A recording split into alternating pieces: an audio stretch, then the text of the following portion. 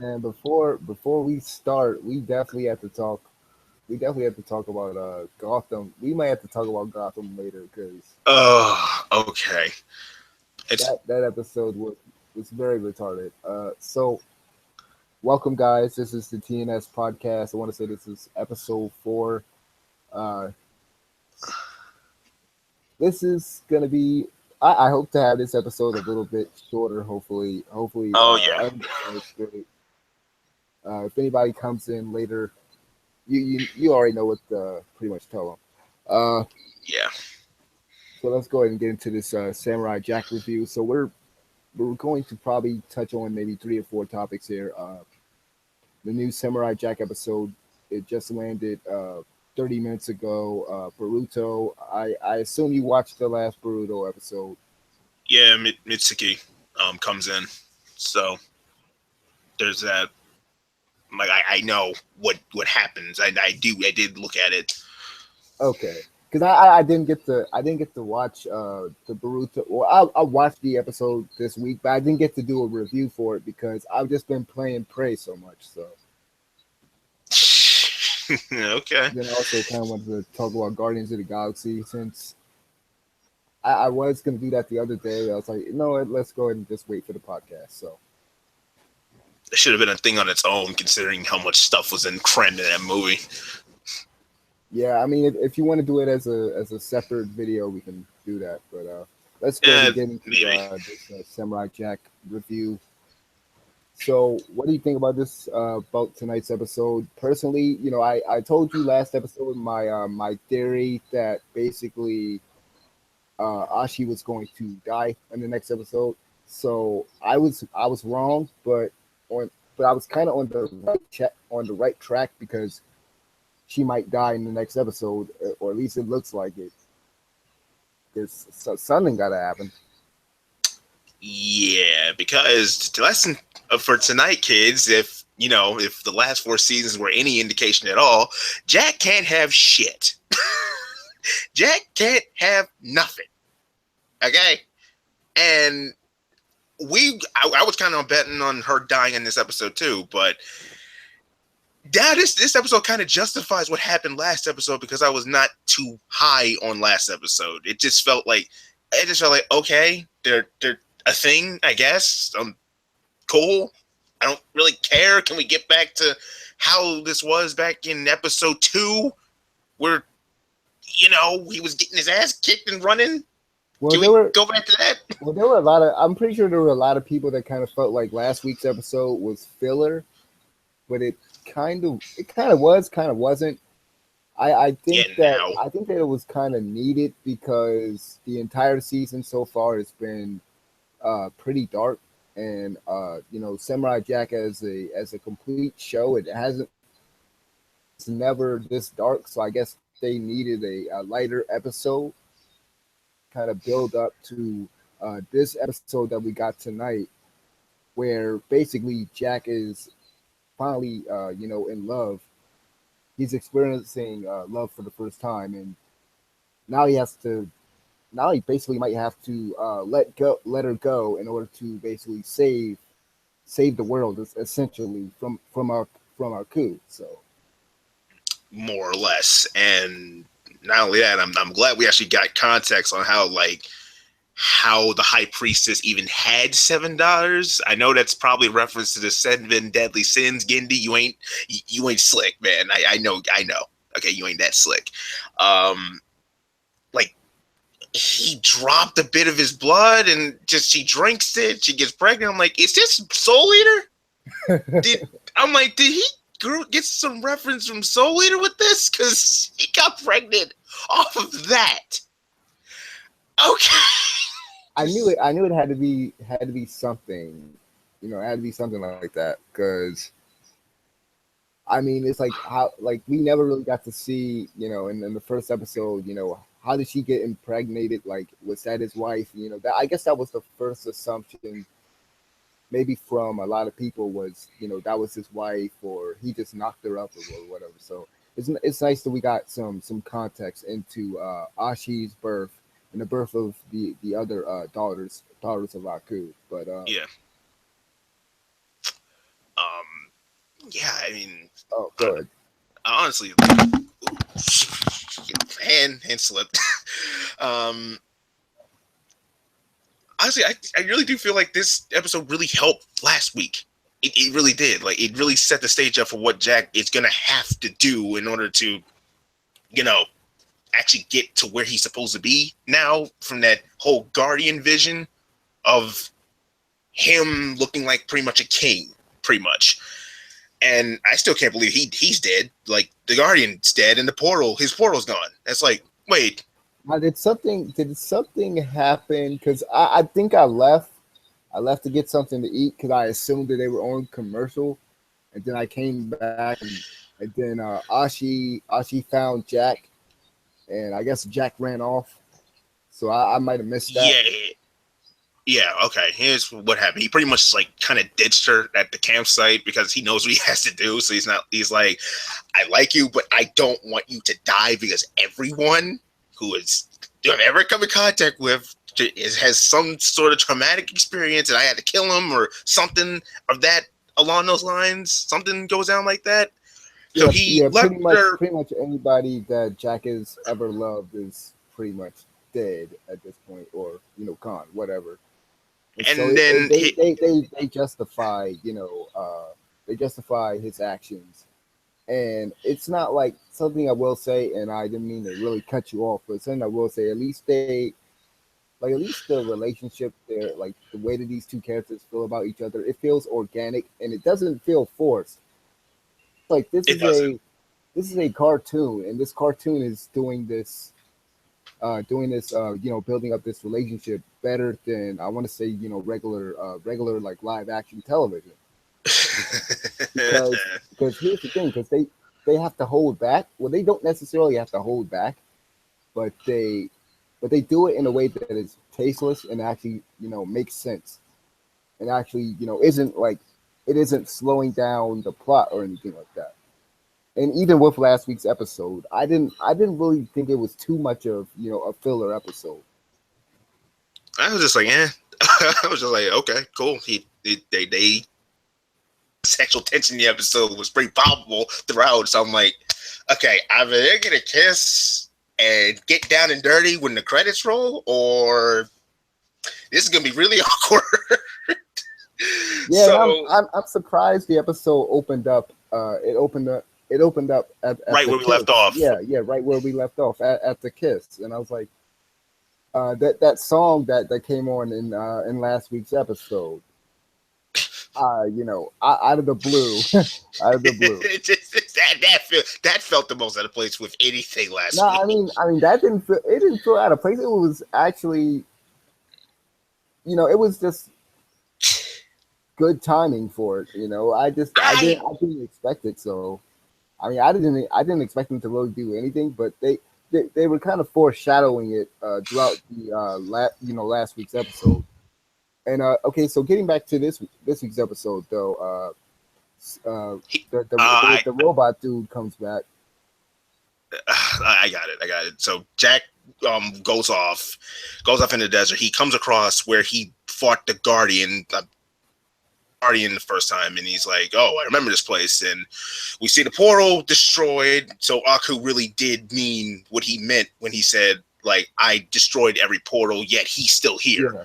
So, and you see his red glasses are broken too. I'm like, oh my God, no rematch. Why?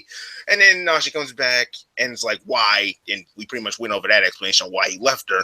And then, your Scaramouche like, tells Aku, like, hey, Jackie lost his sword, boss. I actually love how that ended. And then they proceed to dance, which I assume that this dance is going to be a meme or a gif, and I'm just like, stop giving people fuel. I've seen enough as is since this season started. The crazy thing, just getting back into last week's episode, you were telling me before this all happened, before the whole Jack and Ashi thing happened, you were telling me that people were already, shipping these two together. They were already putting these two together, writing fan fiction and drawing fan art Jack and Ashi. So I guess guess it Yeah, was I so guess it was bound to happen. I guess. yeah, yeah, but I'm shocked that Scaramouche actually got to Aku's tower with from an octopus. Like, did Yeah, he it's like take over? That was the most random thing. I'm like, okay, he went from a dickhead to a octopus. well, if you remember the episode where he got knocked out, where the dog people or whatever they knocked him out and they basically knocked him out into the sea. So it makes sense Oh, right, right. because remember he got knocked out. He got knocked off the boat. Yeah, yeah, I remember. So yeah, and Aku shows up because he's like, "Oh, Jack lost his sword, did he?" And he finally shows up for like the first time. Like, I think this is the first interaction that these two have had to this whole season. Actually, It is. yeah. Well, besides the flashback. That don't count. Oh, it kind of does, but kind of doesn't. I mean, it But gives anyway, context, so kind of true. does. Okay, true. So Scaramouche comes out and he's like, "Oh, he told me." And did Jack pull the sword out? He's like, "You." Big Dog just gives him a look like, Yeah, "You, here's you." my thing about that scene. It's like, how did you not see the sword at first? I mean, I know. granted, it's in its sheath. It's sheathed. But still, it's like you don't see You, the sword you, there. you don't see it. You've known him for 50 years, and you still don't see. How do you not see it? I mean, you can still see the handle of the sword. It's I not know. like Jack was hiding it. I know. I thought like Scaramouche was gonna fight Ashi there before Aku blew him up. I'm like, oh, No, we I could. mean, I knew as soon as Aku said something. He said something. Right when Scammerdude was telling them that Jack lost the sword. He was like, "Are you sure? Are you positive?" Because as soon as Aku said what he said and his reaction, I already knew. I already knew this character is going to be gone by the end of tonight. Yeah, Like I already knew. unfortunately. Like he wasn't even playing around. Yeah, unfortunately, it's like 50 years of this. Nah, you lied to me. You're gonna die. You die. So, and He then we get did the kind of seem like a disposable character, but I do like that he kept coming back. Yeah, I'm actually shocked that Scaramouche held on for this long, right? Like we didn't even know he was alive until like later on down the line, and then it's like, oh, Jack didn't completely kill him. His head is still here. Okay. Um.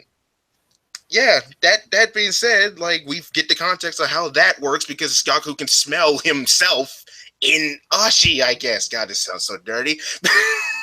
But I mean, it makes sense I because know technically, she is part of him, basically. she has his blood in him. She has his blood in her. So then she pretty much gets upgraded from Ashi to Aku Ashi. There you go. So they fight, and then we pretty much get like I'm just flipping my shit. I'm like, Gendy, you are a bastard. You are a bastard. You are a bastard. You didn't make him kill her. And not only that, you made him drop the sword again because he can't bring himself to kill him.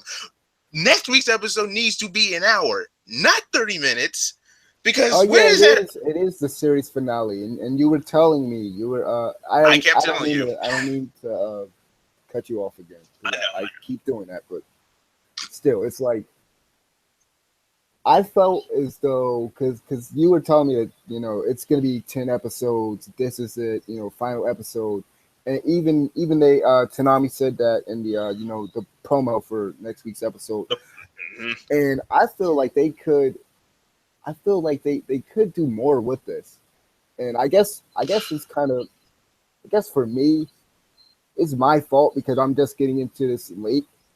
Yeah. But like, y'all could have done more with this at this point because we don't know if there's something. We don't know if there's anything else.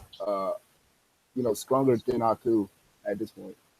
Honestly, dude, like if they want to, if Gendy actually wants to, like like I can see like a proper Samurai Jack game. I mean, they've had games back in the day, but I can see something out of like the season 5 stuff that we've gotten, and something with the armor and motorcycle, please, because I'm still pissed off that they just kill it off, all that off within the second episode. I'm gonna be talking about that when I Wasn't review. there a Flash? Like, wasn't there a Flash game of Samurai Jack? Yeah, that was that too. They milked this to death, but anyway, dude, like the last of it. Here's the thing. This has been like up in the air and in development hell for a good over 10 years. So it's Yeah, like, you were telling me about the Samurai Jack movie. yeah, Gendy even tried to get a Samurai Jack movie going out of this, and that didn't pan out. So when this was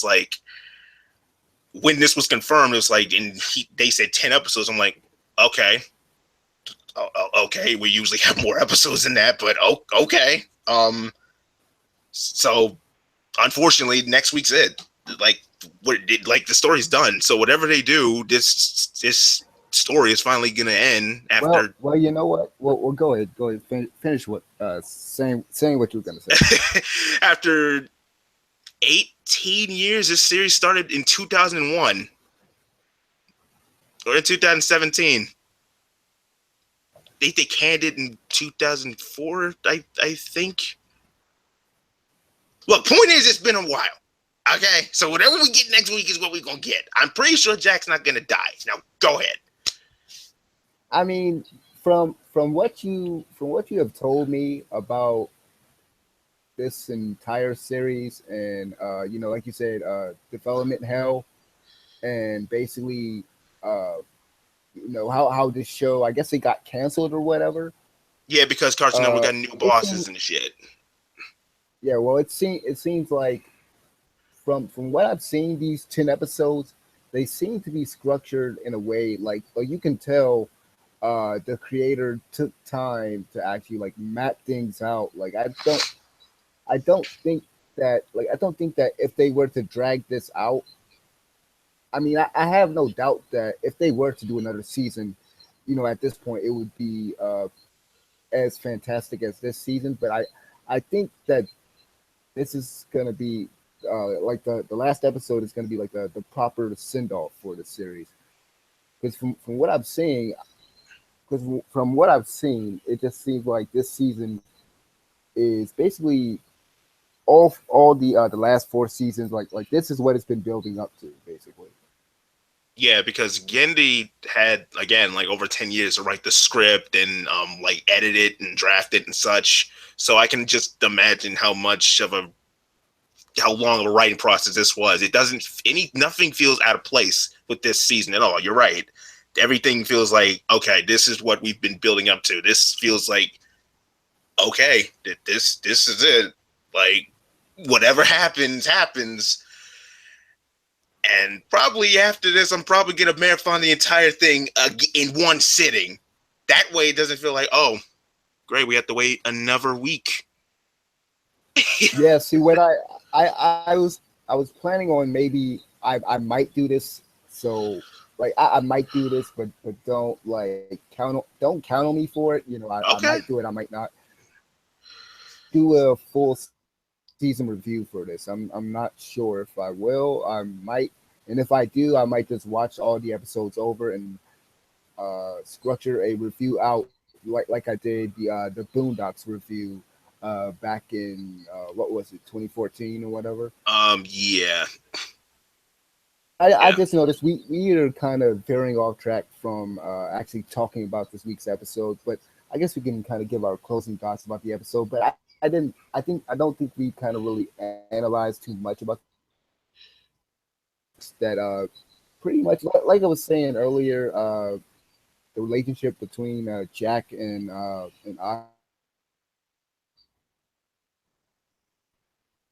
realistic, especially for this show. I will say when they were fighting, and Ashi basically got under Aku's control, and like her whole body turns black again. I thought that was cool that she was like trying to hit Jack with her sword, and red smoke was coming up from the ground, and I thought that was very unique. You don't usually see that, and I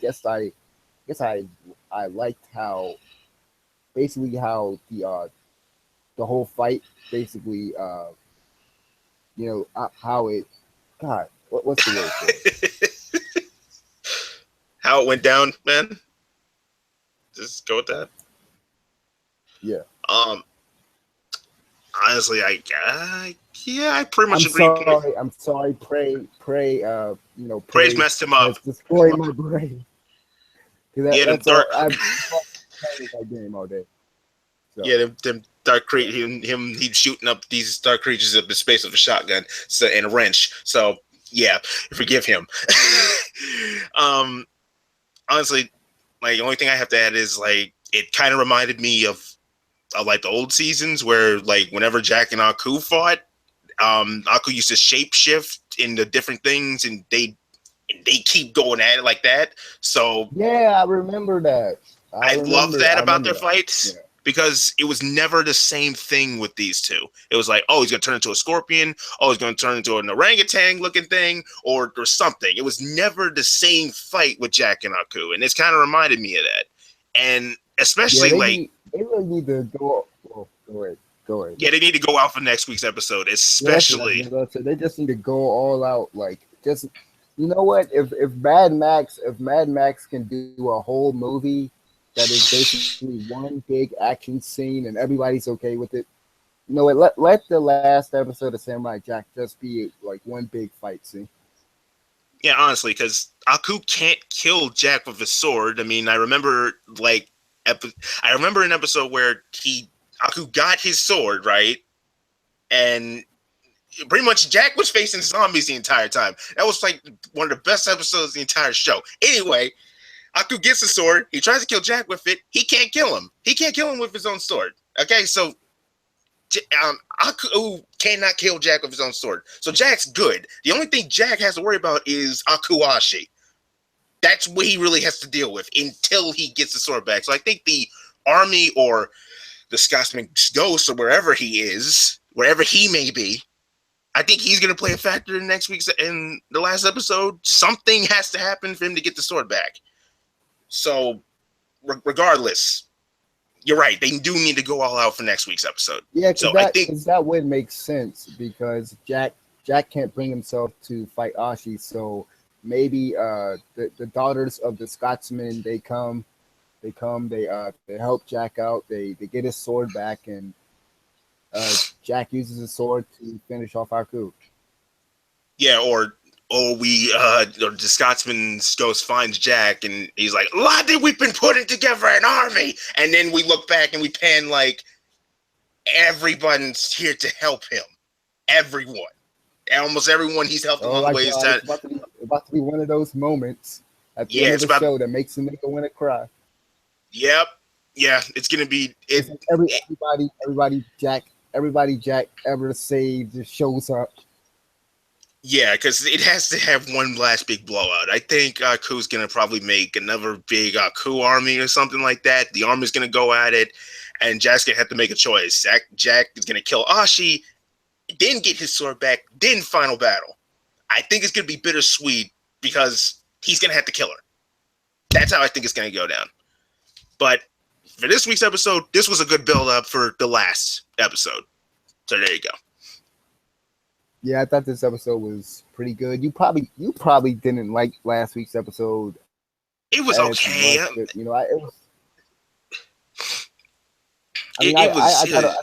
thought it was all right. I mean, there are no bad episodes this season, so I can't complain really. I mean, like I was saying earlier, it's a payoff in this episode. So, and probably in the next episode too. So.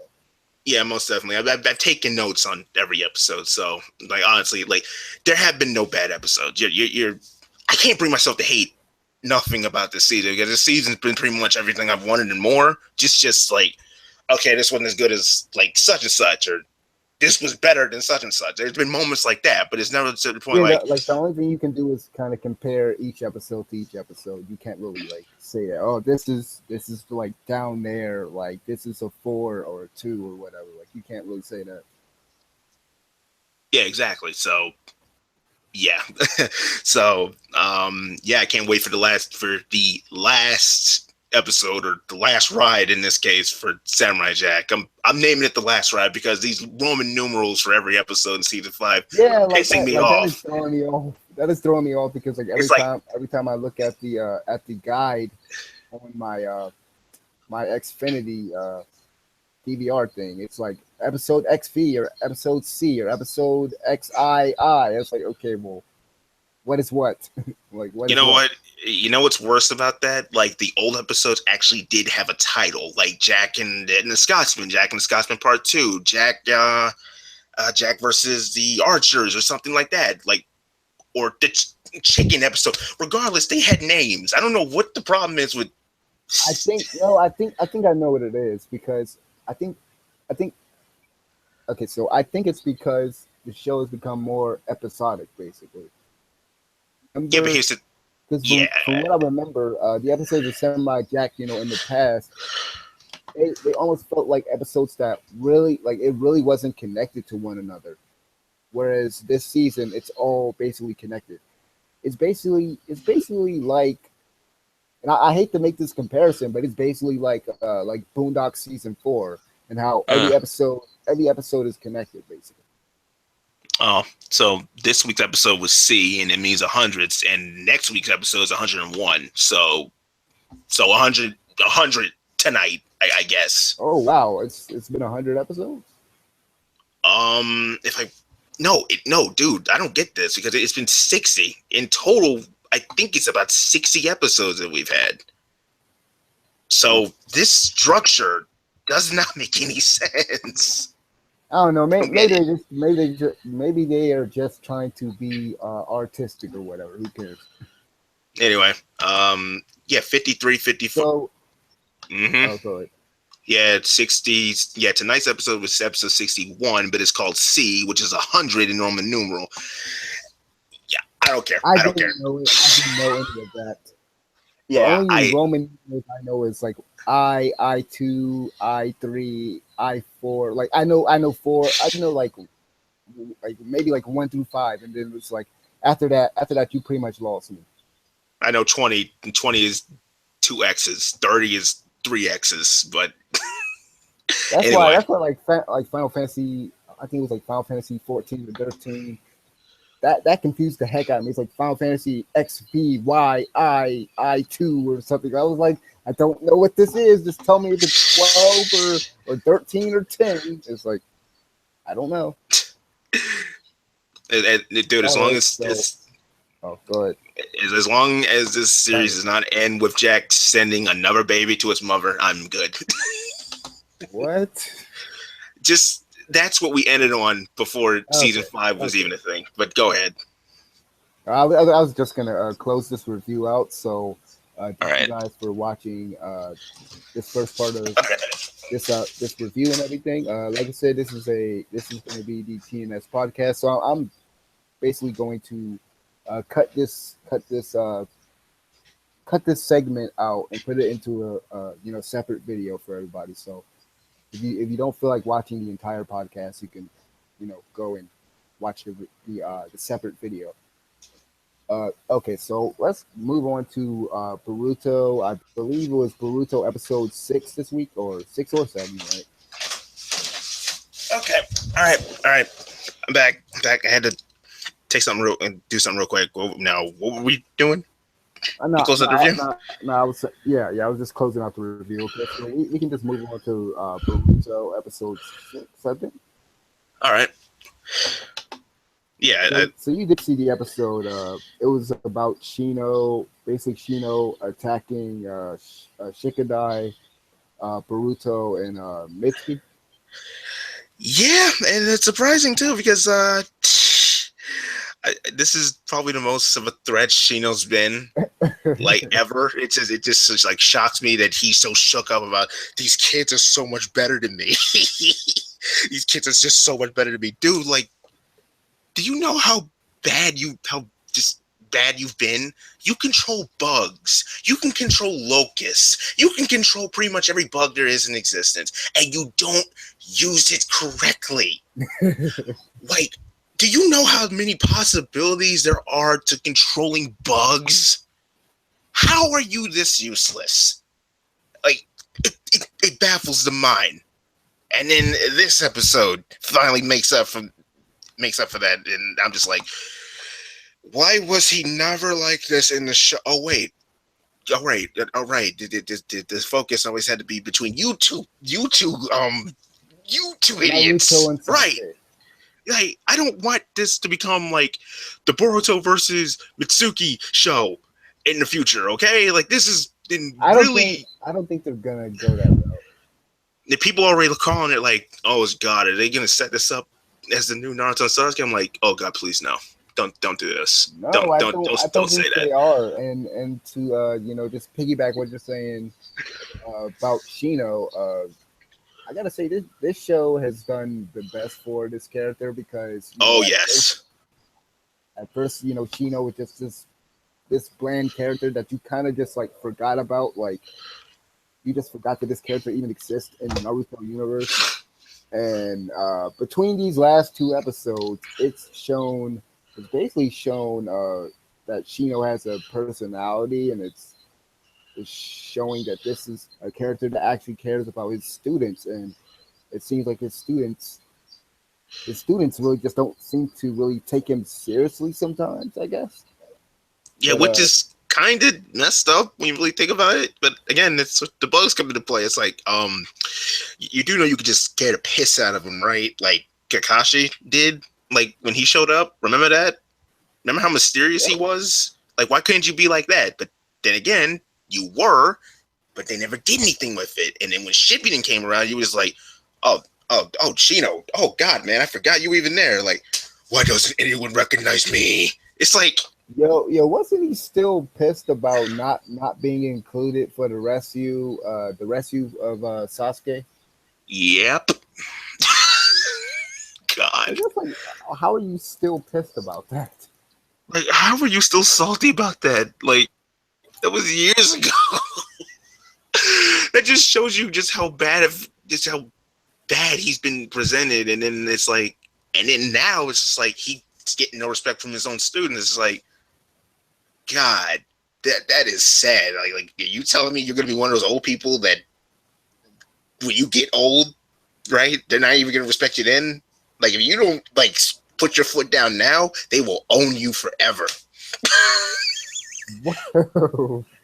They will own you forever. Okay? Because people have already forgotten you now. So it's like, I don't know how with that big visor on your head. I mean, to be fair, in this episode, he basically scares the crap out of Boruto at a lot of points. True. Well, okay, there's that. Anyway, we got that dark chakra monster taking over him. I guess I really want to know what this thing is. Yeah, like that's kind of my main. I don't want to say it's a complaint or a gripe or a negative point to the series so far, because it's only been about 5 or 6 episodes. 6 episodes.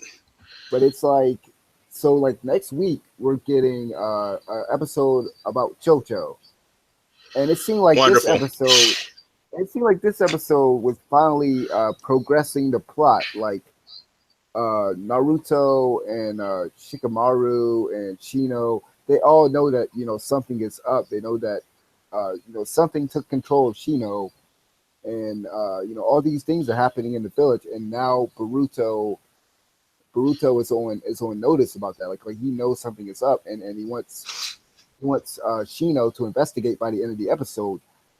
But then, next week's episode, we basically get filler now, and that's what I'm afraid of, because at first, a lot of people were considering these first episodes as just like filler episodes, but I think that they are necessary. I don't think you can you can't count these first few episodes as filler episodes simply because it sets up these characters. You know, you have the episode with Rock Lee, and then you have last week's episode with Mitski, and now we have an episode. These last two episodes really fleshing out Shino more, and also adding on to Mitski's character and the mystery around Mitski. But it's like, how do we go from this episode?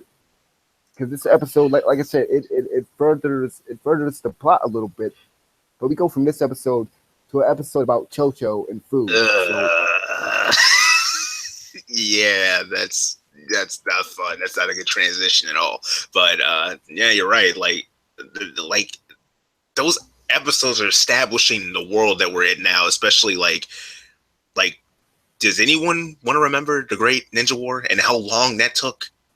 Like, this is a breath of right, fresh air, for God's sake. I will give Boruto that. Like, this is just like, I'm like, why didn't I watch this sooner? Oh, wait, I wanted the marathon episodes. Right. But yeah, considering where we were, like, this time last year, it's like, why y'all gonna complain about this? This is better than where we were. Don't complain. Don't complain. But the Shoujo episode I will complain about. see, because these past few episodes have been more Plot enjoyable. establishing. It's Yeah. been more enjoyable for me personally, in comparison to a lot of the Shippuden episodes. And this is coming. Oh. This is coming from somebody who I watched a lot of the filler episodes. I know there's a lot of people that just skip the filler episodes, but I watched a lot of them, especially because like I've said before on this channel, a lot of times I'm an insomniac, so like I can't sleep, so I might as well watch Shippuden filler. So I there's still a lot of filler episodes of Naruto Shippuden I still haven't watched, but they use those filler episodes to basically try to flesh out characters that they didn't flesh out, or that they like didn't have time to flesh out because they're too busy focusing on Naruto and Sasuke and then like the main plot. So like they'll use a filler episode to flesh out Tintin or or like Rock Lee or somebody. But then with this show, like I hope what they're doing now is like getting uh kind of getting this stuff laid out so that we can get into the plot and stay in the plot and not have these filler episodes, hopefully. But next week's episode, that does kind of smell a lot like filler from what I've Um, seen, that little preview. yeah, because I am not high on Chocho like at all. I'm like, oh, wonderful. This is just Choji with the darker You know shade what? and a girl. You know what? I actually like the character, and it's surprising because I usually don't like the obese. I usually don't like the obese. I eat everything. Where's my food type of characters, but Oh yeah, it seems like she has more of a personality than Choji actually did. Like oh I like when you think about it, all Choji did, especially in Naruto Part One, was basically complain. He sat there and complain all day and eat chips. At least Chojo seems to have some type of personality to her. Like constantly she's constantly commenting on different characters, on different things that happen in the classroom. I can see that. Nah, I get what you're saying. But But as far go ahead. I just realized we really aren't doing a good job, just like going into the episode. But just as far as the episode goes, though, I thought it was pretty good. We like this is probably the most serious episode. Like this is a more dire episode because we haven't really gotten a lot of life and death episodes yet. So this is probably the most serious episode we've gotten so far, and I love to always see. I always love to see strategy in these type of shows and these type of episodes, and that was something that made Naruto Part One so good was, these characters coming up with these strategies, and uh, you know basically the characters, executing on those strategies, and a lot of those moments had to do with Shikamaru and had to do with Naruto doing a lot of crazy stuff. And in this show, it seems like they're following suit with that. We have Shikadai coming up with a plan to basically take down Shino at one point in the episode, which I thought their plan was smart, but then it's at, like it gets to the point where Mitsuki almost drowns, and he's just like, okay, who cares? Okay, it's like he just gives up. He's like, okay, Yeah, yeah. Honestly, like this episode did kind of help in showing like how powerful Shino's gotten. Like again, I'm still on this. Like it really showcased just like where he is and how he should have been throughout yeah. Like they mentioned, Naruto. and not to cut you off, but they did mention that he's Jonin level. And where was this Basically in? now. Where was this in both series? Then why brush him to the side like this? like you Because have. his last name isn't Uzumaki or Uchiha. God. Basically. Okay. Point is, this was pretty good. I'd really want to know more about Mitsuki. Mitsuki really is the prime suspect because we all know he's a spy. We all know this. We all know this. I mean, look at him. Look at him. You can't trust that I mean, face. I want to believe that he's not like I want to believe that he's not malicious or anything like that. I don't like I want to believe that he's not like a spy or anything like that. I really think going back to what you said earlier about people being scared that basically this is going to be another Naruto Sasuke situation.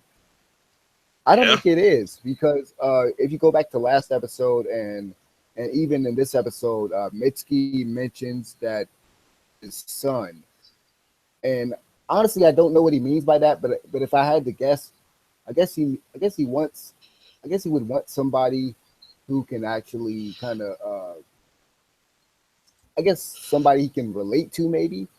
But I think like the vibes that I got from Boruto the movie and even in the show is that Sarada and Mitsuki are going to end up becoming actually friends with Boruto to the point where it's not going to be this this rivalry thing. It's going to be more of Boruto Boruto challenging Mitsuki to actually be a normal human being, I guess, because if you really look at Mitsuki's character so far, he's almost to the point where Inojin is at, where like he is like he has no filter, but he's a lot like a Orochimaru, where he's very curious, and he's just so different from other people, and like he takes things very seriously. So that's It's a just my nice take on change. it. He's a nice change of pace, but I want to believe that he's a good character, especially like it's the movie kind of like the movie's ahead in the future. This Yeah, is in the yeah, past. I So realize that. so it's like yeah, they're gonna have to get on the same page at some point, but when? But I hope that he's not evil. I hope that he's not an evil character at the end of it because I like his character. Yeah, I did because he can see the evil chakra too. that too. And it's like I cannot believe I'm just getting this now, but that dark chakra stuff reminds me so much of like the darkness from Kingdom Hearts. It's like, oh my god, why are we? Why are y'all doing I'm this? surprised they haven't. I'm surprised they haven't done a arc like this before.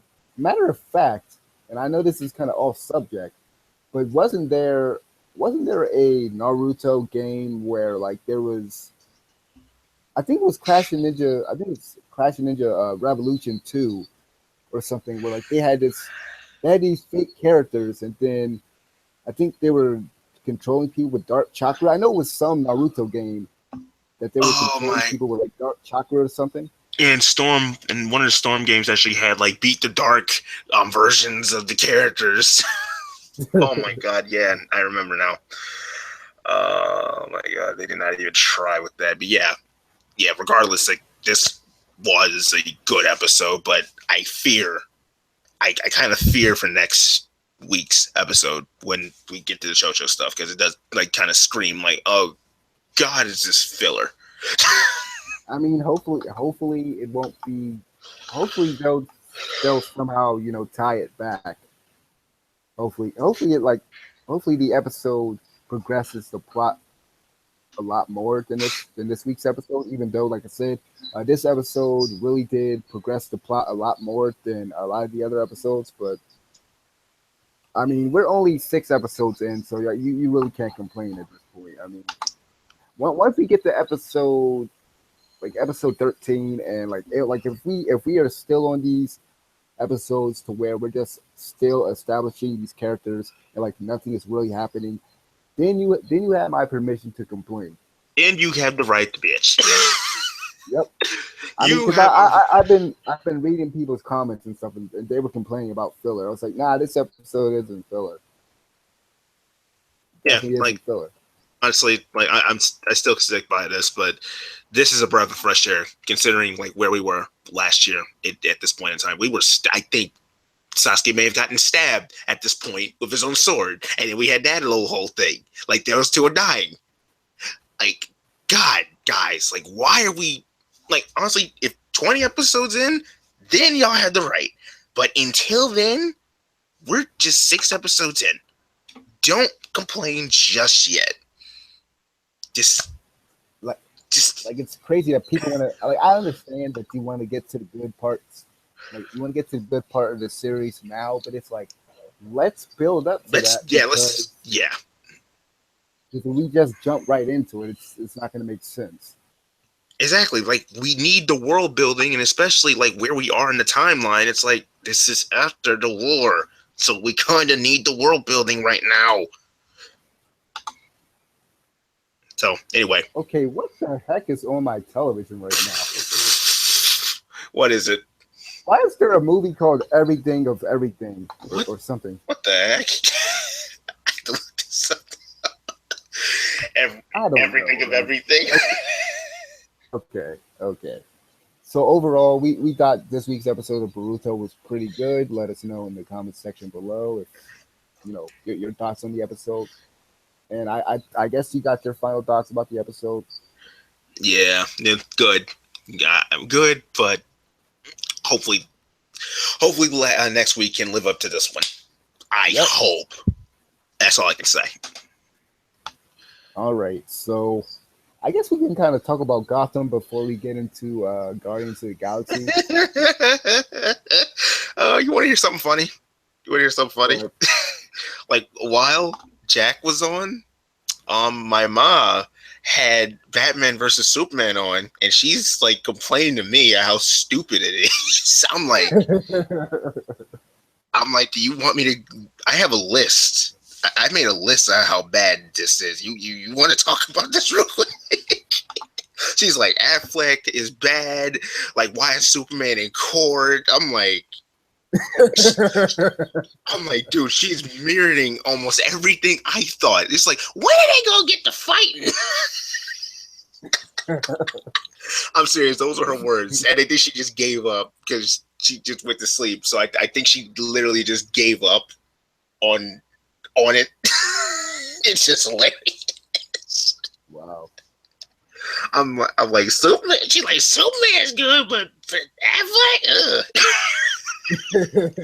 Affleck is old. He's too old to be playing Batman. I'm like, this is his first time, and like, do you realize the backlash of this? Like, had you known about the backlash beforehand? And she even saw the Jolly Rancher thing. She even saw the Jolly Rancher bit, and I'm just like, okay. I'm like, she's like, what?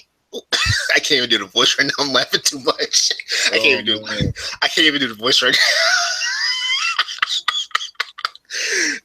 She's like, why is he doing this? I'm like, Ma, this is supposed to be Lex Luthor. And like, ain't Lex Luthor supposed to be big and bad? I'm like, there you go. And she doesn't even she doesn't even know that much about superhero stuff, but she knows what Lex Luthor's supposed to be. She knows they supposed to be fighting at this point. I'm like, it's crazy. It's crazy you say that because like when my father first saw the trailer and he saw Jesse Eisenberg. He's like, "Oh, what? That's supposed to be the Joker?" It's like, "No, he's supposed to be Lex Luthor." He's like, "That's not him." Kind of want to get her. I kind of want to sit with her and watch Suicide Squad and just get her genuine reaction to that. And like, if she thinks this is bad, I just want to get her reaction to Suicide Squad now because, like, honestly, the things that she was like saying to me, I'm like, she's pretty much me, but less angry about this. She's like, this is so stupid.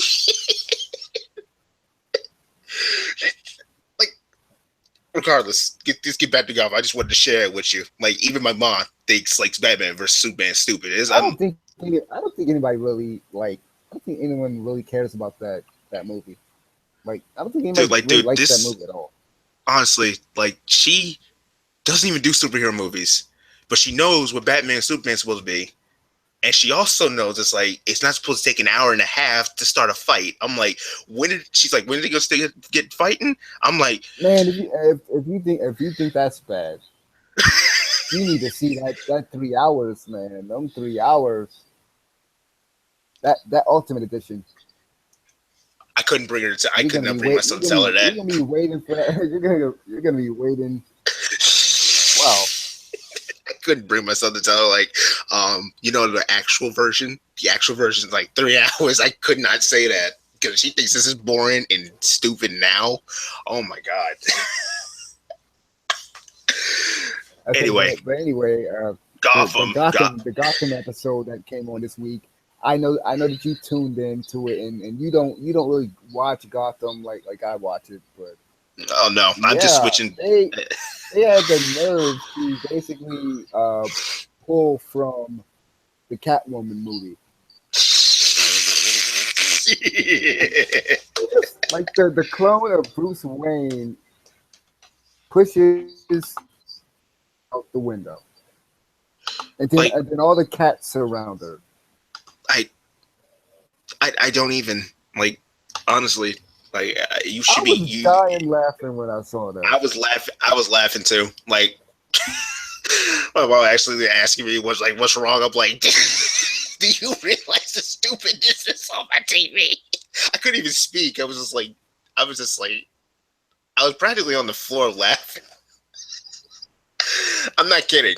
I'm not kidding. I'm not even ashamed of that either, because that was just so stupid and out of nowhere. I'm like, did they really doing this Catwoman thing? Like, no one should ever be reminded of that movie. No one.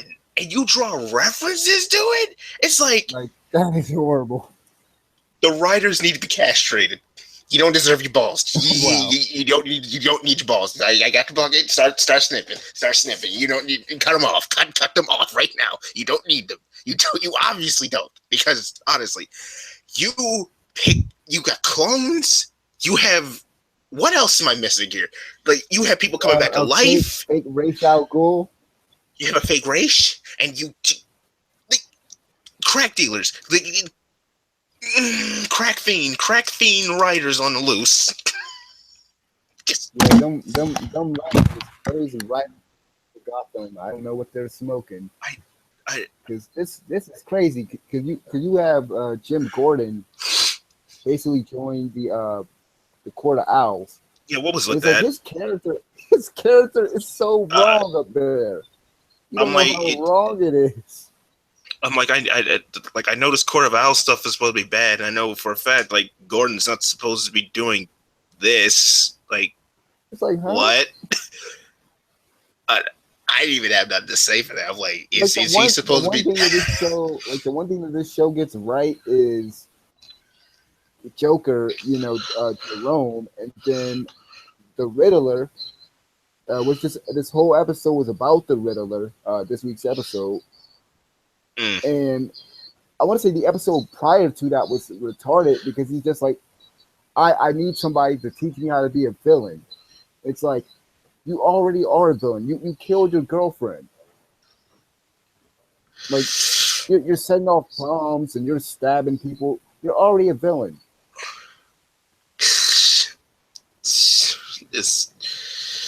I don't know, man. Like, you know more than I do, Yeah, and yeah, I just I've know, I seen know. and dude, I am like, I'm not even ashamed for you, man. I'm just like saddened that you sit and watch this. I'm like, why do you torture yourself?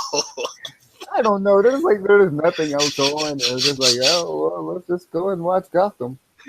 Spur of the moment, like Ryan ain't doing nothing for me tonight. Let's see how stupid Gotham is tonight. I'm like, I picked the perfect moment for this because I was keeling over. This the Catwoman thing nearly killed me. I'm telling you, like, What are you gonna do? And then he just pushes her out the window. I'm like, why is this Selena and Bruce a thing at all? Like, she don't So like you. retarded. It's like, This is so first of all, stupid. why do they know each other when they're kids? The Why? timeline is so screwed up. It really is. Like the Batman's not even a thing yet. Like Catwoman is like officially gonna be a thing after this because you drew references to that crappy god awful movie, Right. and I guess there was a Batman. I'm pretty sure there's gonna be a Batman Returns reference in there next week where she just destroys all her stuff and then just loses it or something, you know. So there's that. You see what this show has done, and you've only seen at least 2 episodes. Yeah, I'm like, you know this. Look what they did to Poison Ivy. They like she was a little girl at first, and then she touching one of the villains or whatever at this underground facility called Indian Hill, and then she ended up aging up. So that's why she's older now. And all they do is just sit there and sexualize the crap out of her, but she still acts like a little kid sometimes. This is probably the most. I want to study this. I want to actually just take notes and just how bad this is. I mean, when I describe this to you, you're just like, you gotta be freaking kidding me! Like you're lying. Like it's like when I read your text, when I text you about this show, you're just like, you aren't telling me the truth, are you? Like this, because the show's retarded. I'm like, I don't know how this show got renewed this week. There's going to be another season. There's going to be There's going to be a 4th season. Yep. Sweet Jesus, why? But there's not going to be another season of American Crime. Rest in peace. Why must the good suffer, yet the bad and the garbage keep getting renewed? Like this. Yep. Like, I think there's going to be another season of Big Bang Theory also. Oh, for God's sake, that's not funny. God, Yeah, that show's retarded. It's not like Seinfeld. Yeah, at least Seinfeld's actually like funny. Like, no soup for you. The dude says you can't have a soup, yet you backsassed him. He's like, just take the soup away. But Big Bang Theory, like, there's just a laugh track for everything, even if it's so stupid. It's just it could be the most stupidest thing, and there's a laugh track. It's like, that wasn't funny. Why are you laughing? Why are you playing this? Why are you playing the laugh track? This is not funny. I get no joy out of this. Yeah, like that's how these sitcoms really died. Like they didn't. I don't think they really be having studio audiences like they used to. Yeah, I miss the They're not days. Funny because like most of the jokes are like written for. I don't know how true this is, but one of my professors, he was so like, I think it was my English professor or whatever, but he's basically, because there was this one time where he almost failed, right? And he's like, don't laugh. That's not funny. See, what they do is on television, like if you watch Seinfeld or whatever, most of those jokes are written for somebody with like a seventh grade intelligence, because there are some people, you gotta keep in mind, there are some people like, I guess, don't have a full education. It's like they have to write these shows in a certain way. So I don't know how accurate that is, but I think a lot of those sitcoms, they're not smartly written. Like they're badly written. It's not the '90s So, anymore. And it's not the '90s anymore. I mean, honestly, honestly, they just slap something on a script, and then they probably don't even proofread it, and they're probably like, "Oh, this is funny. Let's slap a laugh track over that." And it's probably like how 2.5 Men survived for so long before it got canceled. And yeah, I can go on for that, but anyway, Gotham, on the other hand, is like, how? Sweet syrupy Christ, how is this a thing? Sweet buttery Jesus, how is this? How? I could go on. I can keep coming up with more. But seriously, it's like, it's going to be a 4th season of this nonsense. Like, I have to, like, some of the stuff that you've described to me, because I refuse to look up stuff about this, because I just want to be, like, genuinely, like, shocked of just how stupid and how insane they can go with this.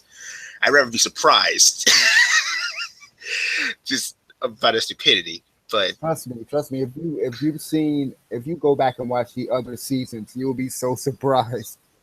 I don't think you'll be able to just like hold in your laughter. There's a lot of crazy stuff they put in this and the fact that the actors are probably the most hammiest things about this show. Like, oh my God. I have never in my life seen a show with this much ham that I can smell the glaze all the way from downstairs. At the same time, I can smell the glaze from my room. They try to be serious, and it's like it's clashing with each other. I can smell the glaze all over the house with that much ham.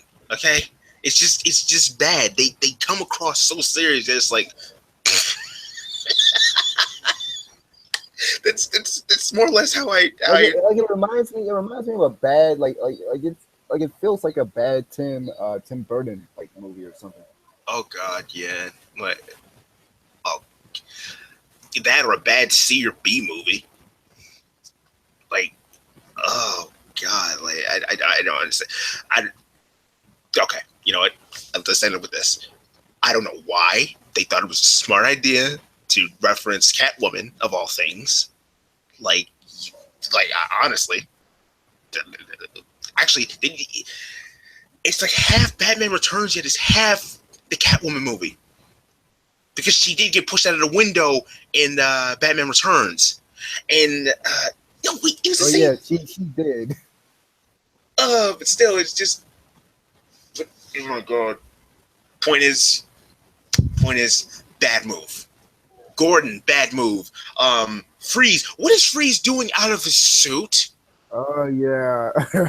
What is that? I'm like, I even hit you up with that. I'm like, dude, why is Freeze out of his suit? How is this man living right now? This looks weird. Why is this a thing? Because I thought for the longest time he can't go anywhere without his suit. That's what they said.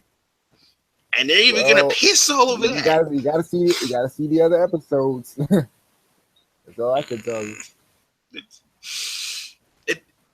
At this point, they might as well introduce Teen Batman. They might as well just go right ahead, give Bruce the suit, and be like, okay, you know what? We've already screwed. Why not? Why not? Because they can't use Batman on television. What kind of BS unspoken law is this? That's the whole reason why Arrow exists. Because if you ever watch the first 2 seasons of Arrow, it's exactly like it feels like a low budget. That's all I heard is low budget Batman. Yeah, like a low budget Christopher Nolan Batman, and they were trying to make Green Arrow like Batman because they couldn't get the rights to Batman. Like DC doesn't want. It's crazy now because it's like they have Supergirl. I mean, they had Superman on Supergirl for like 2 or 3 episodes, but it's like they don't want any of the Justice League members to be on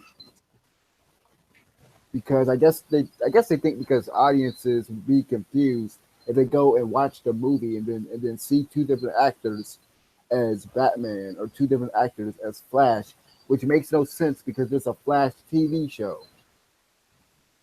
That doesn't make any sense because that don't make no sense. That don't make sense. Like the show doesn't have to coincide with the movie or the game or anything like that. It could be its own story. They act like people are stupid.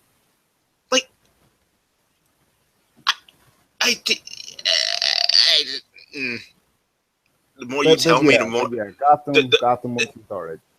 the more you tell me, and the more I'm looking at it, I'm like, this is the same network that has Lucifer on it, and this is the same network that won't Yep. let the Simpsons die. This is the same network that won't let the Simpsons die. Okay, this should have been dead. Like, I don't know, episode, like, not episode, like season 9. Okay, all right, just done. We're done. Guardians now. I don't want to be mad at this hour. Guardians now. I don't want to be upset and wake people up around this hour. I just noticed that I oh my god, I just noticed that I named this podcast the wrong thing, basically. Yeah.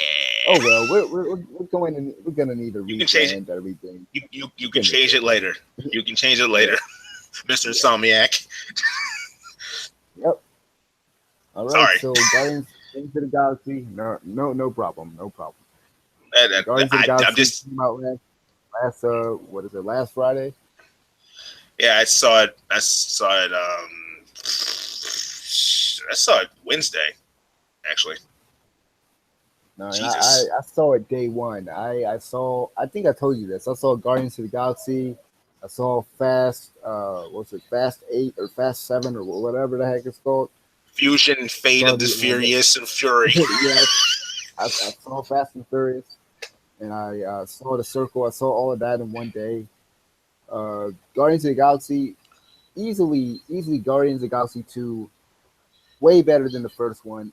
And that's not even saying that the first one was bad, because the first one was good, but I've been hearing split opinions about this movie. There's some people that's saying that this movie was bad, or there's some people that's saying that it's not as good as the first one.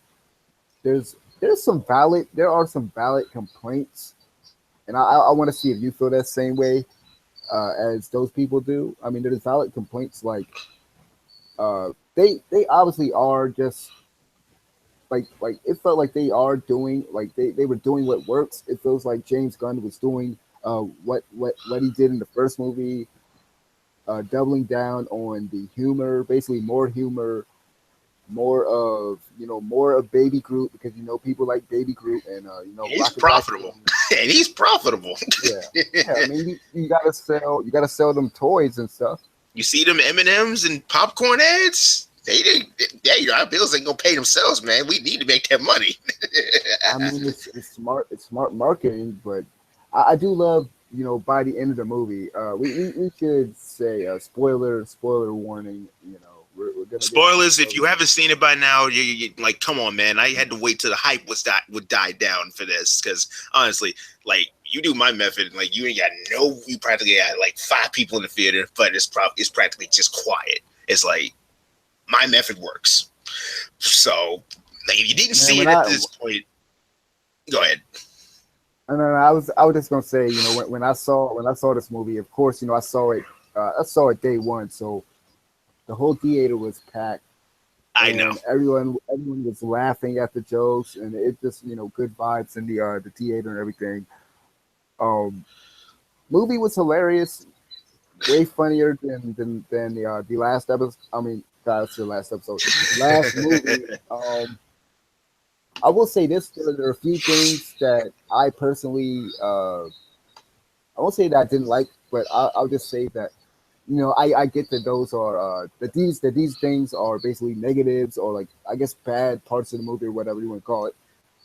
But one thing that I thought was kind of strange, because I will say this: I like Drax in this movie. I think Dave Bautista is pretty much done a better job in this movie, and I didn't really care for Drax in the first movie. I thought that in the first movie, Dave Bautista's acting was just okay. It was bearable.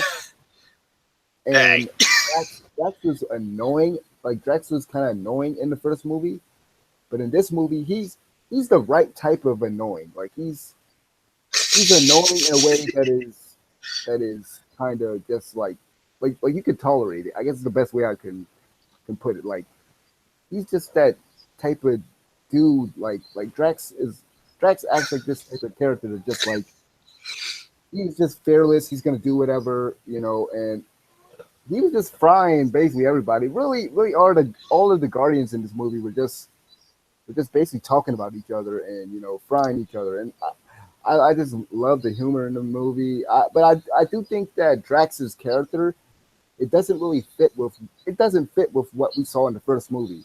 I think that is a valid complaint if that is one of the things that maybe somebody might have not liked about this movie or might think that is something that is kind of wrong with this movie is that Drax's character seems like Drax in this movie seems way different than Drax in the first movie.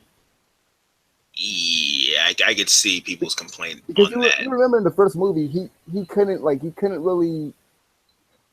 understand humor or something like that. Like, he couldn't understand Or sarcasm. uh yeah sarcasm or something like that. But then in this movie like Drax is making all these jokes and stuff, so it kind of doesn't fit. Yeah, it was just like I think the most roasting he ever said was like he did roast a few people like in the first movie, Uh, like uh, even not, to what go ahead. no, go ahead. Like when Quill went back to get his Walkman and everything, he goes back like, "Tell me, Star Lord, what did you retrieve?" He's like, he hands it to Walkman. He's like, "You are an imbecile." I'm like, Oh yeah. "You are an imbecile." Like Yeah, I this, guess certain things, uh, certain moments like that is like, okay, he's kind of good for this. He's kind of good for this, and it's like looking back at the first movie and going back going to the second movie is like, okay, it kind of felt like Batista was just getting his feet wet with this one because it was like it's just such a change from from what he always plays in movies. He always plays a serious tough guy every time, but in this case, I've he's never seen him in anything. I think I might have seen him maybe in one movie, but I've never really seen him in anything outside of Guardians. out. Well, he always plays like some big beefy bodyguard dude, so he never has any character. So this is really the one time I can actually say like he legitimately actually has some character in a movie. So, and it really surprises me that he was roasting everybody. Ah, you told me everyone knows your deepest, darkest secret. You love her. And asking, I love that part where he's just like, what do you say to the girl? It's like, you're beautiful on the inside. but you are very ugly. You are hideous. I'm like, oh my god. Good God. Like Drax has no chill whatsoever. Like Jesus. And Yeah, and man. even like His interaction with Mantis in this movie.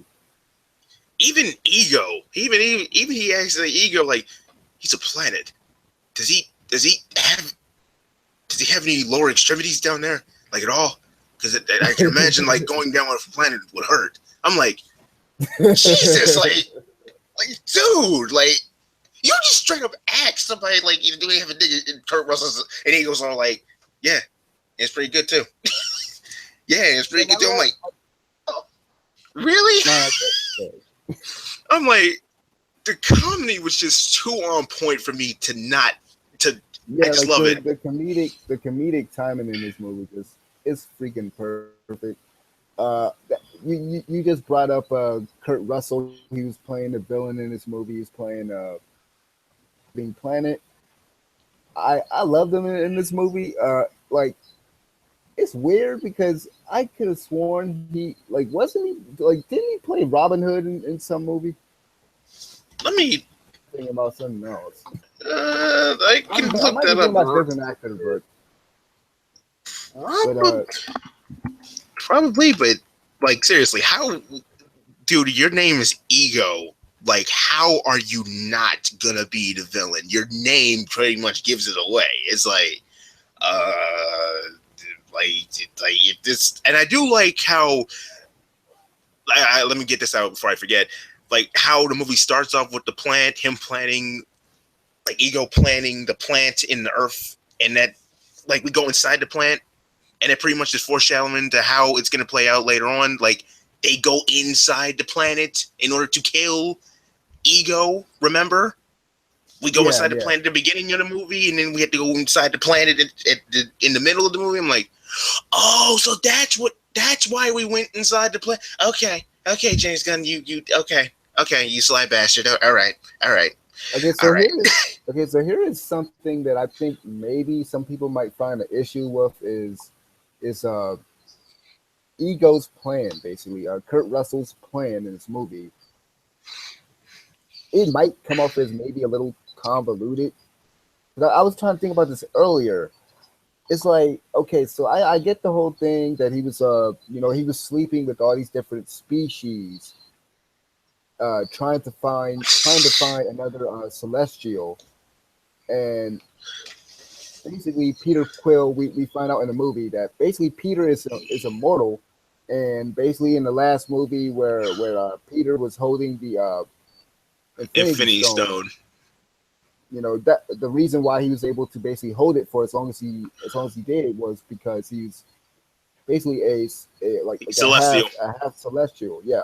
And so what I kind of didn't, it's not that I didn't understand it. It's kind of like I can kind of understand if somebody were to think that the actual like the villain's his like motivation is kind of catchy because it's like, okay, you're planting all these different trees or fruits or whatever in all these different planets and stuff, and it's like, okay, so he wanted to take over the universe, I guess. He wanted to take over the universe, and what like I didn't really kind of, it's not that I didn't understand it, but it's like it isn't as clear because kind of hard to follow given like they don't really have a villain for that, like in Thanos, like isn't that his goal? Like this doesn't really feel as clear cut as like Ronin in the first movie. This just kind of feels like, okay, is this like a taste of what Thanos is going to be? It really wasn't as clear cut as the first movie. I get what you're saying. Yeah, and it's like, God, man, I almost lost my train of thought there. So it's kind of like, because it's crazy that you mentioned Thanos, but it seems like with this character, because when he's explaining to the Peter Quill about his basically his origins and stuff, and he basically came to Earth, and then why he left Earth and everything like that. Like it just doesn't make sense. Really. I mean, it makes sense, but then it doesn't make sense. It doesn't at the same time. I get exactly what you're saying. Like I thought again, like his plan really isn't as clear cut as I get that perhaps he felt lonely, like by the end of the movie, before he dies, he basically says to the Peter that basically like you're not going to be a god anymore. You're not going to be, you're just going to be a human. And then like Peter's like, okay, I'm fine with that. So is it like he wanted to rule? Is it like he wanted to rule the entire universe? Is like you created this body for yourself, and you went to Earth and you went to all these other places to interact with all these species. But then it's like, okay, well, what is your end game? You want to turn all of the other planets like his planet, like his own planet. But it's like, okay, what? Like I don't know. It was weird. Like I get what he was doing. Like understand this. I get what he was doing, but yeah. It's not as clear. It's not as clear as, like you were saying earlier, with Ronin. Like Ronin's motivation was pretty clear. He wanted to wipe out all the Xandarians. Yeah, he wanted Xandar dead. He wanted that whole planet gone. Like, okay, like, and he betrayed Thanos to do it with the Infinity Stone. So, like, he already kind of like signed his own death warrant, and Thanos is like, oh, okay, whatever. Yeah, you go ahead and get killed, stupid. Go ahead. But yeah, and then we got the I'm calling them the Golden Turds. I'm calling them that. Yeah. Let's get into that. So I will say this, but before we talk about the Sovereign, okay. Do you think that the whole thing about Peter's dad being evil was that predictable? I think a lot of people kind of could see that coming. The trailers made it seem like the Sovereign, the We're gold gonna be the people, main antagonists yeah, we're throughout gonna be the the whole. main people, And when I first saw the trailer for the movie, I was like, I don't know about this. These villains seem very dry, but I love how those I love how the Sovereign were, I love how they acted. They were basically stuck up, as what's his name, Rocket, as Rocket basically points out, like they're a bunch of douchebags basically. Yeah, which Like again, like they're high society. They're basically high society. Think that they're better than everybody. Type of characters. And something that I don't think anybody really mentioned in any of their reviews is the fact that they like. I love that this because from what I heard about this movie when it was first announced and everything, that this movie was gonna have like a 1980s vibe to it, and it does. Throughout the movie, we see when Peter is fighting Ego. Pac-Man came out, and I believe 1980s. I believe some of the songs. I think some of the songs in the 1980s, and then the way the Sovereign controlled their ships, which I thought was pretty cool.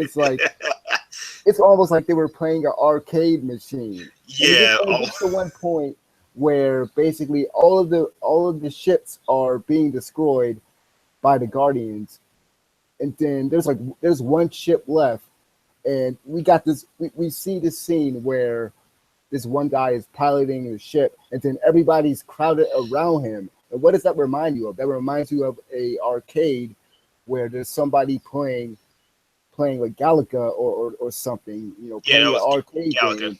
and getting like the highest score, and like everybody's around him cheering him on. It just like vibe to, and I thought that was pretty like that was different and unique the way they did it. And I'm surprised nobody pointed that out. That was pretty cool and pretty funny to see that they basically didn't take it seriously almost. Like it was almost a game to know. It's like because you can't kill them because they were controlling their ships. They were controlling the ships by the little machine or whatever. But they're not technically in the ship, so you can't really kill them. Yeah, pretty much. So yeah, that was. And then when he loses, he dies. It's like, and they're like, "You suck." I'm like, "You suck, man." I'm just like, okay. So yeah, and then that that being said, like, are we gonna talk about like Yondu's? This was basically like half comedy and half Yondu's movie and Rocket, Yeah, pretty yeah. much. For this movie to have as much humor as it did, just like in the first movie, there are these lighter moments. There are these I guess you can call it heartwarming moments, and there's sad moments in the movie. Spoiler alert: Yondu dies. Yondu dies in this movie, and it's basically revealed that he's basically a father figure to Peter Quill. Like he basically the reason that Yondu picked him up was the reason that Yondu didn't turn him over to Ego is because of what Ego was doing to all of his children that weren't Celestials, and that is pretty messed up. And that's something that I liked about Ego as a character. Like that is something that was clear to understand about his character, and something that I liked Yeah, about this character because it kind of reminds you of God, what is it? Like back in the day, I know back in the day there used to be like these kings or whatever. The kings would want a son. The kings would want a son, and they'll have sex with all these different women, and they'll end up getting daughters over and over, and they get mad at the women, and they end up killing the women or whatever.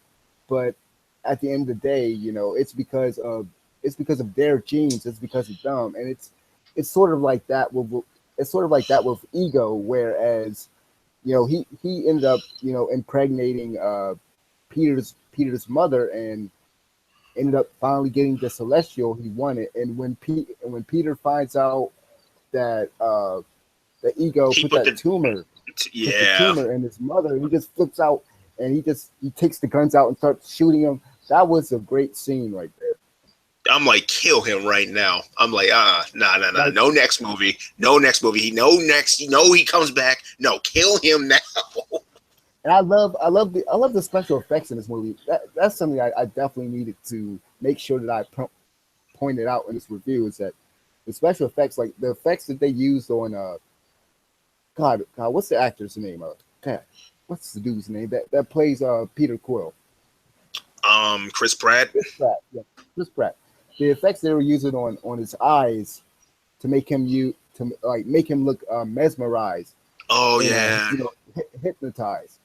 And then that point where like he snaps out of it, takes the guns out and starts shooting ego, and then we basically get to see his skeleton almost. And I love all the special effects in this movie, especially that one scene.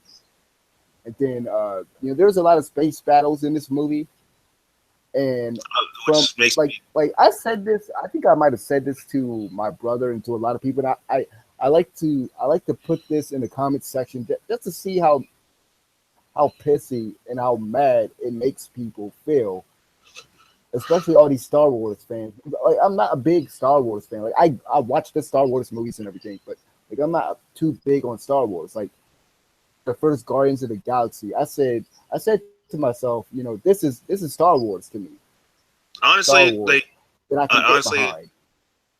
yeah. Honestly, I have to like add something to that. When I first watched Guardians, I'm like the first one. I was like, this is a space opera done right. I'm like, okay, you Star Wars Because it's guys can not like have. Star Wars. Yeah, exactly. This is like opposite Star Wars, and I'm like, I absolutely love it for that. That this is something that I can actually like look at over and over and over and not get bored with it. With Star Yeah, Wars, like it's like I've like, seen like I've seen Guardians of the Galaxy like 4 times. I even saw it again before I saw Guardians of the Galaxy 2. and I'm Something that just this like, something that this franchise does better than Star Wars is actually the space battles, because I don't care for the space battles in Star Wars. It's like I don't know what the heck is going on. All the ships look the same. I'm not invested in all that and all the lore and everything like that. Like it seems too far out for me, because I wasn't there at the beginning of Star Wars, and like I don't care to really go back and watch the episodes before episode 1 and 2 and 3. Like but growing up, Star Wars was boring. It was kind of boring at certain points where like they would just talk way too much exposition, right? yes, someone else said it. Someone else has finally said it. Like, No, because I'm pretty sure I'm not the only person that feels this way. Because like I no, think my brother felt that same way, and a lot of people felt that same way. Like if you grew up with like the episode 1 and 2 and 3 of Star Wars, it was like they're talking way too much. Shut oh up and yes, just like move on.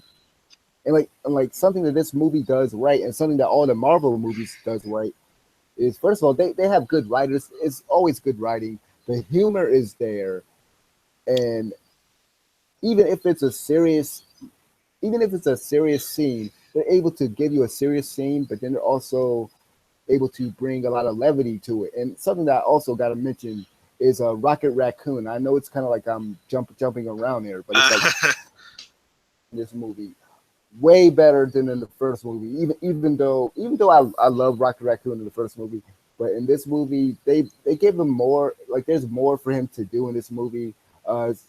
Basically, the main part of the main conflict is because of Rocket Raccoon. He steals the batteries, and it's almost hard to believe that it's Bradley Cooper doing the voice, because he does a great job. He really does a yes. great job as Rocket Raccoon. Yeah, who would have thought Phil from Hangover would do such a good job as a better job as a raccoon?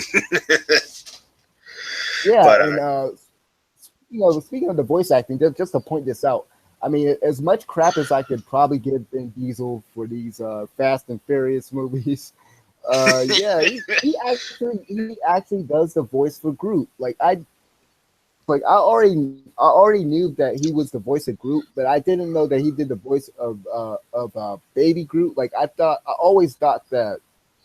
I thought that in the first movie, when they first showed Baby Groot, I thought that they were modulating his voice. I thought they were editing his voice. He actually does the voice for Baby Groot, and what's so surprising because Vin Diesel has a deep voice, and so it's like, how do we get this small little cute voice out of this dude that's like he's on steroids basically? So it's very surprising. yeah, yeah, I can see that. Yeah, because he wants you to remember that he is Groot. He's like, no voice changer. No, I'm gonna, no, I will pitch my own voice. Thank you. No, if it's the movie, I'm gonna do it. And it's But it's obvious. This is obvious. It kind of goes without saying, but it is hard to actually say I am Groot in like 7, 8, 9, 10 different ways. So it's not like it's something that's like really easy, like anybody could do it. yeah, he puts in the work. Like he puts in the work for Groot. So I think that more or less makes up for it for the Fast and Furious movies. Jesus. But But anything else? honestly, like to get my stuff in, like space battles done right with the Milano, you know where the enemies are shooting at. Like, and again, R.I.P. Milano and R.I.P. Walkman, because Ego had to be a dick and destroy the Walkman. I'm like, oh no.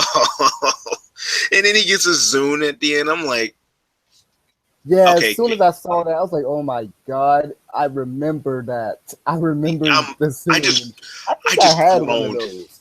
I just groaned. I'm like, oh my god! Can in Infinity War can Tony Stark just hook this man up with an iPad?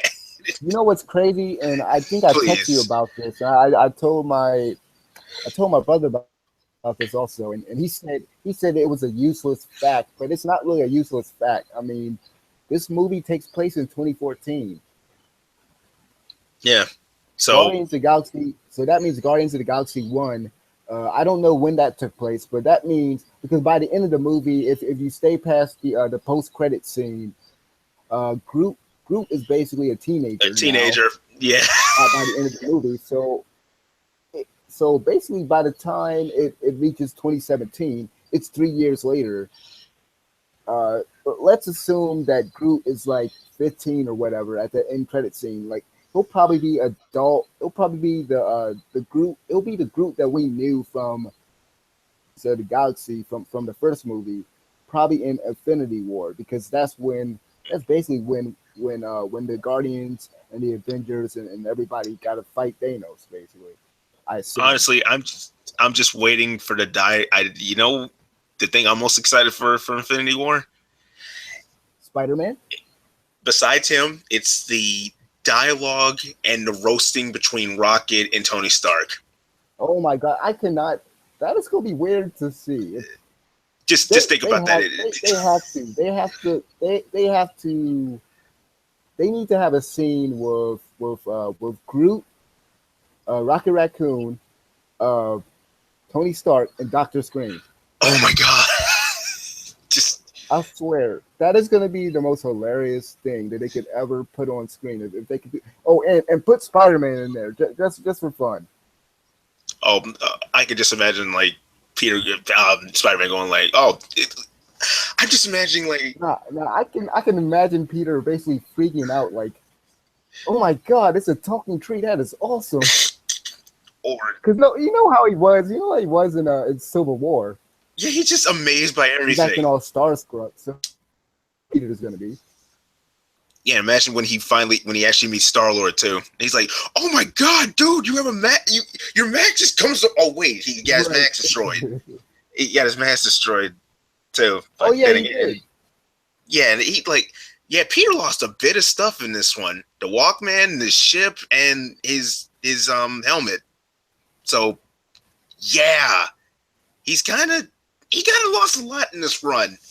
I'm like, oh my god. Oh wait, and I'm like, where are your rocket boots? Where are your rocket adjusting things? The ankle boots, the ankle boosties. Where are those Yeah, at? we didn't. Yeah, I don't think we saw too much of We that. never saw any of that because he had the armor and the armor jetpack thing. So it's like, I but still, mean, he well, he should. was gliding down. Wasn't he gliding down when Yondu was gliding down also, and he called him Mary Poppins. He's Oh like, man, I'm Mary Poppins, Poppins, y'all. y'all.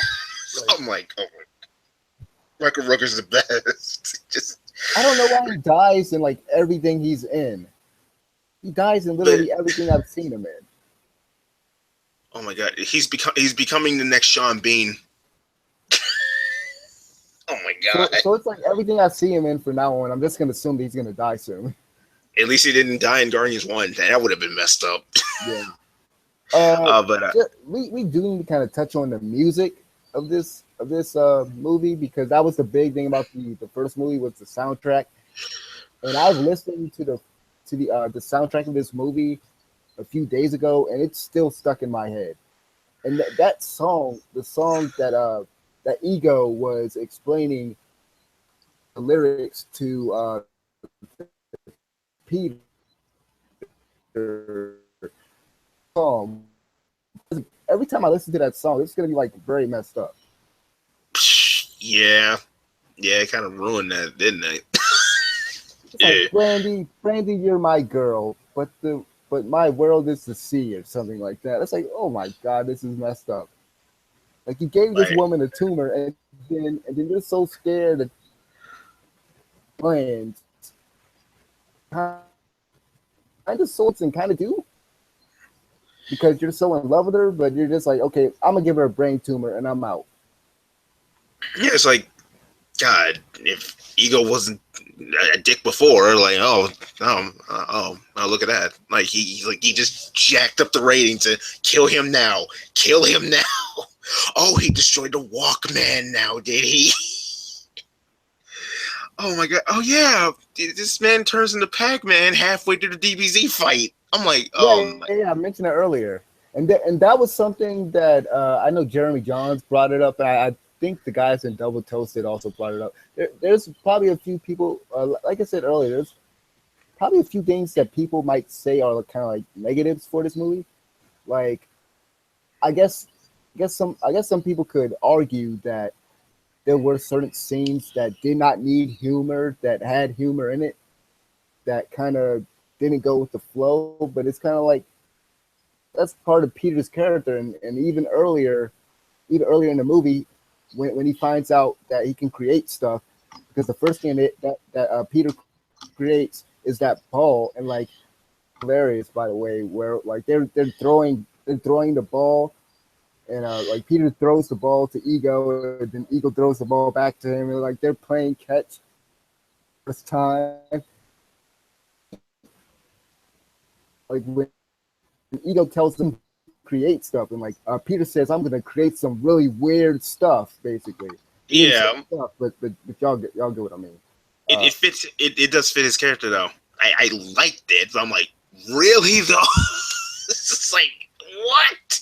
yeah, like that goes back to what I was saying earlier about all the 1980s references and stuff. So I and answer your what brought this on is like I like the soundtrack.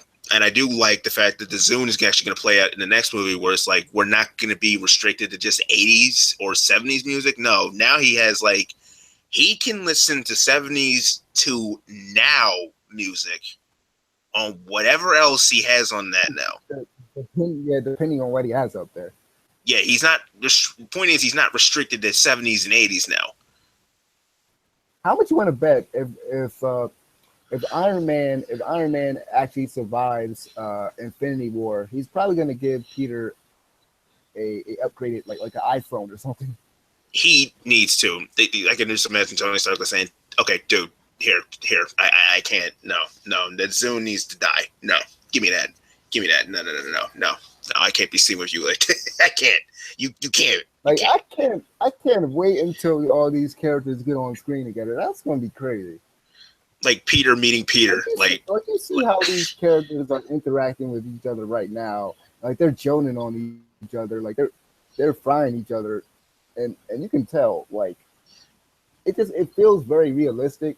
Like they consider each other family. They even say it in the movie, which I guess to some people, because Drax basically says to their family in this movie. I felt like, I will say this, they did kind of go a little heavy handed. Certain elements from the first movie that worked the first time, so it's like, okay, let's do it again. But I don't like, I wouldn't mark points off of this movie. I wouldn't take anything away from this movie. That's because they are kind of doubling down. I mean, I guess that's what you do with a sequel, especially if it's a sequel to a movie that was very great and very good and, unexpected. It's like they did the whole thing with the family thing again. Rocket Raccoon says to Yondu at one point, it's a galaxy and everything. But yeah, it's like, that too. But they almost go Suicide Squad route with it, almost to the point where, like, you're saying family, but you don't really need to say it. Like, it's too heavy handed. Like, you don't need to say it. We already know. We got that from the first movie. Got that from the first movie with Groot, basically. More or less, yeah. But they've actually earned it rather than them. But then again, let me get this out before we go move on. The whole interaction with Rocket and Yondu, like that, it just felt like it had me thinking, like, can we please just get a movie with these two, please? Because even Yondu calling Rocket out on everything, it's like, I know you, boy, because you're basically me. I'm like, there you go. There you go. Like, okay. Okay. Can we just please have more interaction with these two before he goes, please? That's what made it. Like, something that this movie does, just to point it out, and not to interrupt you, but it's like one of the criticisms that I heard a lot from people so far is just like they kind of move these different characters in different places, and there were different plot lines and stuff like that. They're different subplots and everything. But I personally felt like it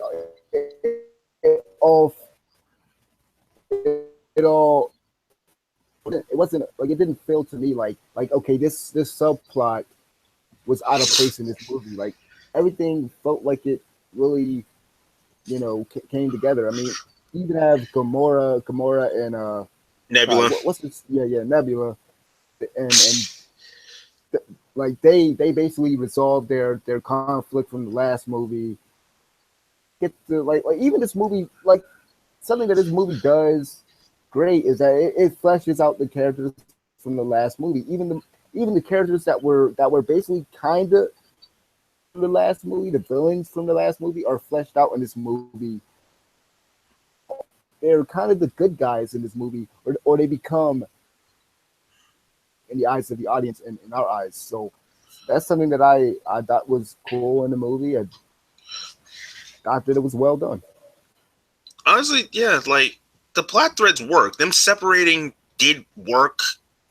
It worked. Everything tied in together, except there's one criticism. There's like one criticism that I would give this, and that's that little cheers thing that Peter kept pointing out with him and Gamora. I'm like, if y'all don't smash after this, I'm like, the sexual tension is just there. Peter, you want her. Gamora, you want him. I cannot stand this anymore. I can't stand this because they had a whole movie.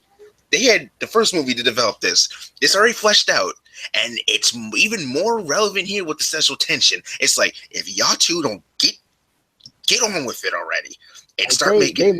They made that on really good. Yeah, I'm like, if y'all don't make some half white, half green children at the end of this, I'm gonna freak. I don't know. I don't know. I don't think it works that way, because the character I think his name is John C. Riley, the dude that was in Step Brothers. Oh yeah, His yeah. wife was Okay. pink. His wife was like pink or something. She was some type of alien, and his child was an alien, but he looks like a normal human being. So I don't think it works that way. Yeah, Xandar's actually do look normal, which explains like Glenn Close Yeah, still looks like Glenn Close with a Xandar. wig. I'm like, oh look at that. Like Glenn Close still looks like Glenn Close even with a wig. uh, anyway, regardless though, like that's the one thing that really annoyed me. Like they, like you said, they laid that on really thick, and I'm just like, can y'all at least kiss at this point? Because Jesus, man, like Ah, this is they saving it for Thanos. They saving it for when they kill Thanos. they better they better, but dude, I'm just thinking what the possibilities are gonna be with everyone getting together in Infinity War. I just want a whole 5 minutes of Tony Stark and Rocket just grilling each other. I don't even care. Like I could just imagine Tony saying like, "Oh, they have a living rat on their team," and Rocket calling him out like, "Oh, look at that, guys! Another rich douchebag that I'm gonna shoot." And then there you go. Like I don't know. Like what you I said just before. wonder. I know this is kind of off subject. We've kind of touched on this a little bit, but it's going to kind of pull a Avengers again, where it's like they have to come together. Like at first they're fighting, and then they have to come together. But I guess they shouldn't do that. I kind of hope that they don't do that because it's Thanos, and he's the bigger threat there, and it's kind of like you don't want to really repeat what you did.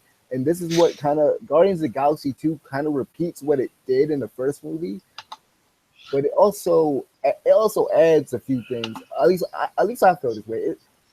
It adds a few things that the other movie didn't have, or it expands on those things. Rather, it expands on the relationships between those characters, and it fleshes some of the other characters out. Like I enjoyed it. I thought this movie was solid. Like I don't understand some of the criticism. Like I said throughout this review, I understand certain points or certain critiques about this. I understand certain criticisms, but certain criticisms I don't.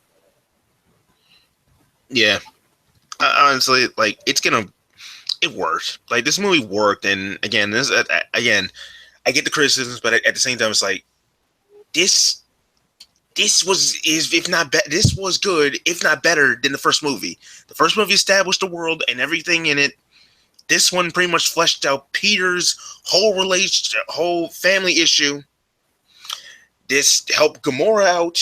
This gave more context to Rocket's character, even though we knew what his whole deal was. And this fleshed Yondu out for really being Peter's dad, really, pretty much. Blue Mohawk dad. So, Hasselhoff. yeah, David Hasselhoff bit. I cannot believe they got him for a 30, like a 5-second cameo. Like Yeah, man, I almost missed that too. I was like, hold on, is that David Hasselhoff? Yeah, they got him in for like 5 seconds and to sing like in a song on the soundtrack. Like, Wow. how much y'all pay him? Like, how much did y'all pay him for this?